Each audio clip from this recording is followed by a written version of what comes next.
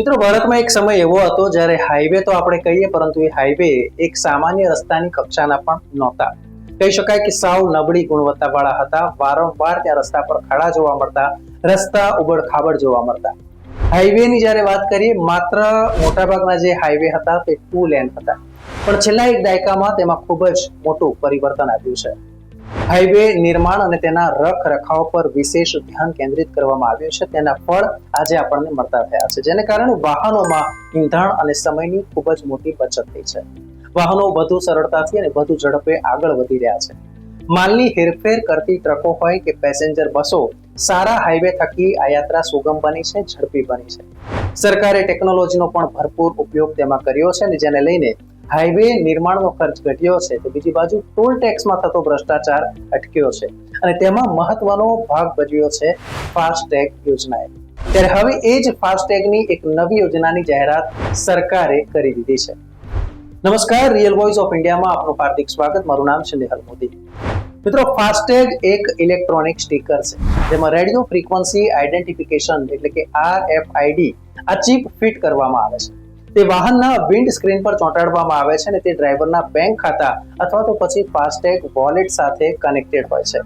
ફાસ્ટેગની મદદથી toll plaza પર રોકાયા વિના ટોલ ફી ચૂકવવામાં આવે છે, અને આનાથી સમય અને ઈંધણની બચત થાય છે.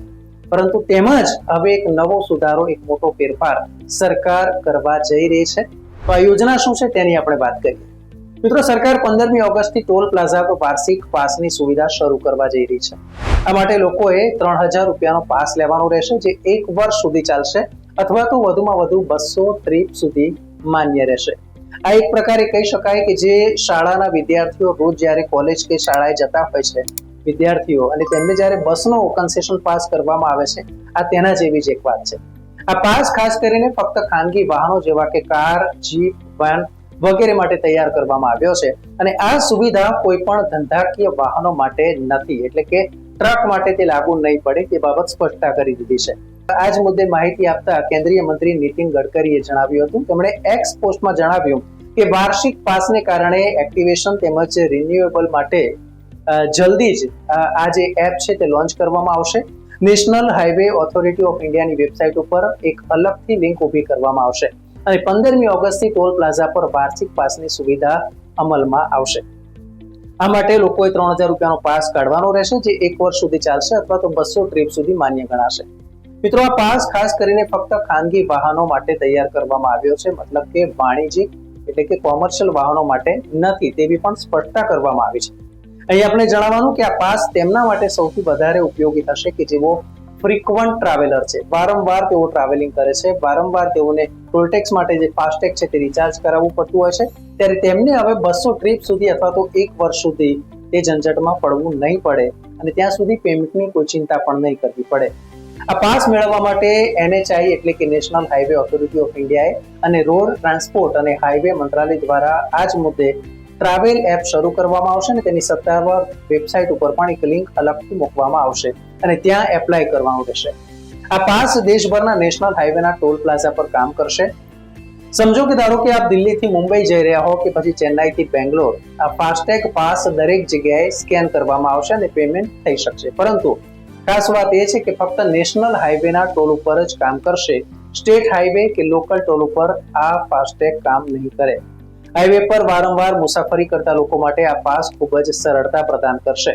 આ પાસ ટોલ સિસ્ટમને વધારે વ્યવસ્થિત કરશે, જેનો દરેકને ફાયદો થશે. સરકાર અને નેશનલ હાઈવે ઓથોરિટી ઓફ ઇન્ડિયાનો ઉદ્દેશ શું છે તે પણ આપણે સમજીએ. સરકાર ઈચ્છે છે કે ટોલ પ્લાઝા પર વાહનોની કતારોમાં ઘટાડો થાય, અને આ ઉપરાંત લોકોને વધુને વધુ ડિજિટલ પેમેન્ટ ઉપયોગ કરતા કરી શકાય. આ સિસ્ટમથી ટોલ કલેક્ટર્સ અને ડ્રાઈવરો વચ્ચે થતા વિવાદોનો પણ અંત આવશે. અને સૌથી મોટી વાત એ છે કે જ્યારે ફાસ્ટેગ શરૂ કરવામાં આવ્યું ત્યારથી સરકારની તિજોરી છે તે સતત છલકાઈ રહી છે. તેનું કારણ પણ એ છે કે જે ભ્રષ્ટાચાર છે તેમાંથી મુક્તિ મળી છે. તો મિત્રો, મને આશા છે કે આ માહિતી આપને ખૂબ જ ઉપયોગી નીવડી હશે, અને જો આપ કાર ધરાવો છો અને વારંવાર નેશનલ હાઈવેનો ઉપયોગ કરો છો, તો આ યોજના આપના માટે જ છે તેવું કહી શકાય.